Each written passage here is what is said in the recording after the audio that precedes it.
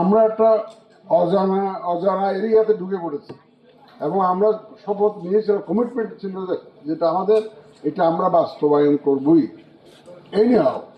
এবং এই বাস্তবায়ন করার প্রক্রিয়া শুরু থেকে পর্যন্ত আপনাদের সহযোগিতা আমরা পেয়েছি। আমি তো দেখতাম সবসময় আমাদের যে ওই স্ক্রিনটার সামনে সাংবাদিক ভাই ঘোরাঘুরি করতেন সবসময়, যেখানে ফিগার টিগার দেখা যাচ্ছে, এটা সবসময় থাকতেন আপনারা। আপনাদের সহযোগিতা না পেলে আমরা এতটুকু আসতে পারতাম না।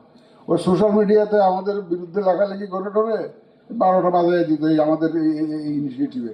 আপনারা আছেন বলেই, আপনাদের আছেন বলেই, আপনাদের কাছ থেকে তথ্যটা, মানুষ সঠিক তথ্যটা পায় বলে কিন্তু আমরা এই প্রক্রিয়াটাকে এগিয়ে নিয়ে যেতে পারছি।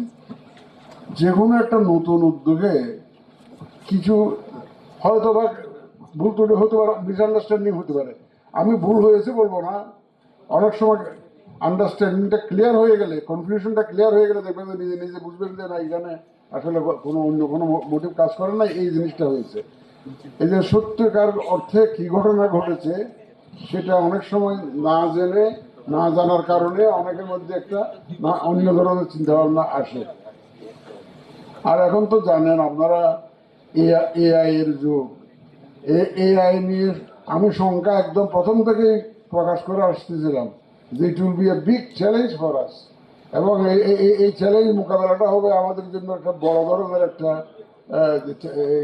সমস্যা হতে পারে, এরকম একটা আমি কিন্তু প্রথম থেকে গোড়া থেকে বলে আসছিলাম।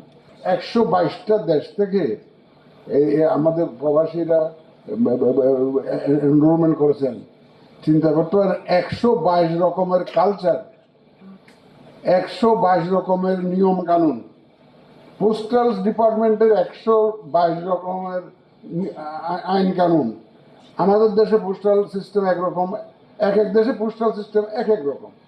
এত কিছুকে অ্যাকচুয়ালি রিকনসাইল করা, ইটস এ রিয়েল চ্যালেঞ্জ। কিন্তু এই চ্যালেঞ্জ মোকাবেলা করে আমাদের টিম কাজ করে যাচ্ছে, আমি ওনাদেরকে ধন্যবাদ জানাই।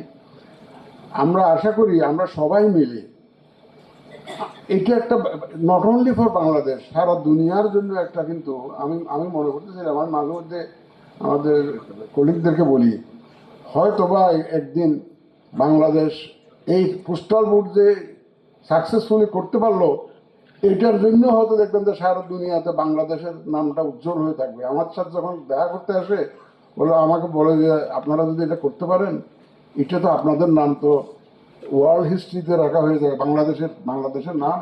কারণ অনেক দেশ এটা করতে পারে নাই তো,